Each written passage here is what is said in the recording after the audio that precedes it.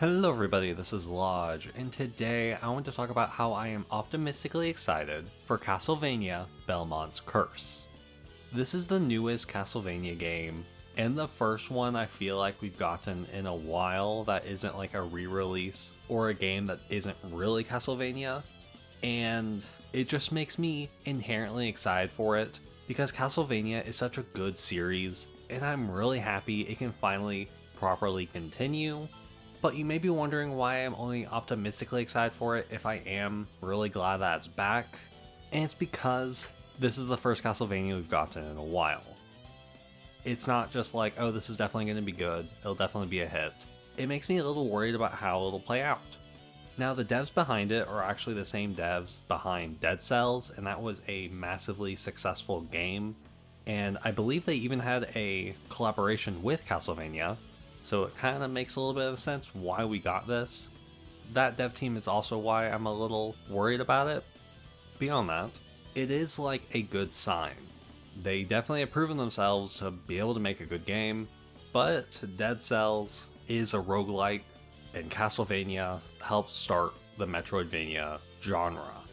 And it's going to make me really sad if this game turns out to be a roguelite, because I don't really love roguelites as much as I do Metroidvanias.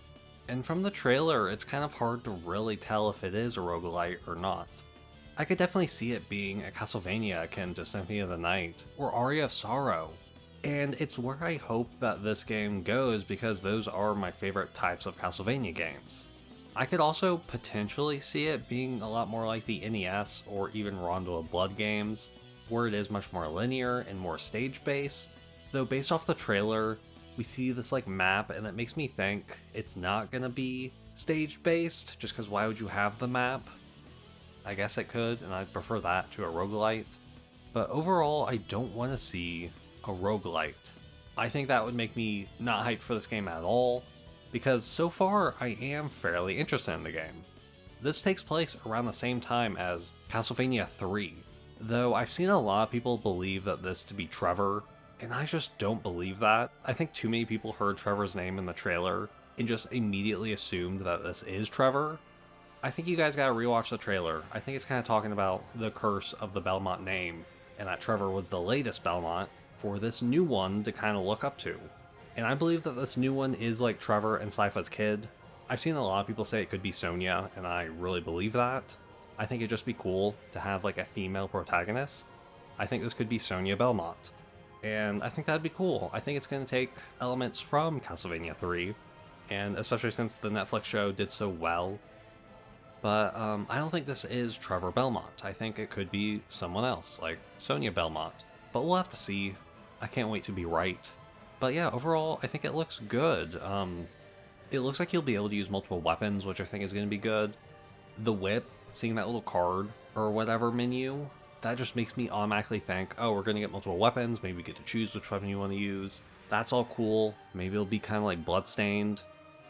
I think if there is some like replayability about like what weapons you want to use, I think that'll be good, especially if it is a more Metroidvania type game. So far we don't really have too much to like go off for this game. I wish we knew more, but the art style for me, when I first saw it, it didn't really grab me. But the more I'm watching the trailer and the more I'm like really looking at it, it's kind of growing on me. Some of the colors I think look really nice, like when it's all orange in the background with like the fires or whatever. I think that looks really good, and it makes me excited for what we could see in this game visually. This is the first game of their 40th anniversary push. I bet they'll have a lot more games that don't make this like 40th anniversary year, but it's nice to see that there is a game coming out for this, because at their 30th, they had nothing.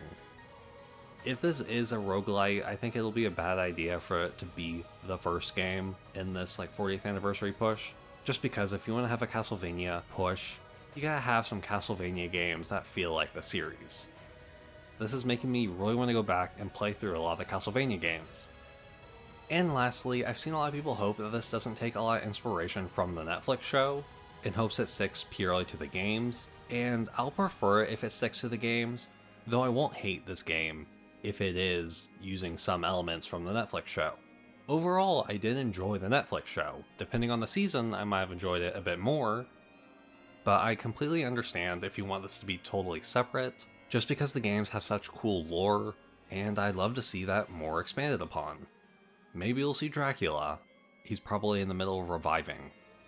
But yeah, let me know what you think of Castlevania Belmont's Curse, and I hope you enjoy the video. Have a good day, and goodbye.